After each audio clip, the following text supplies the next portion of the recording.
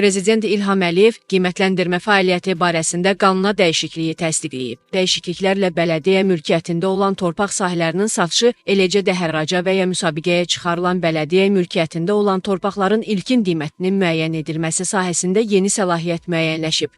Yeni Sabah az məlumat verir ki, bu barədə millət vəkili iqtisadçı Alim Vüqar Bayramov əlavə edib.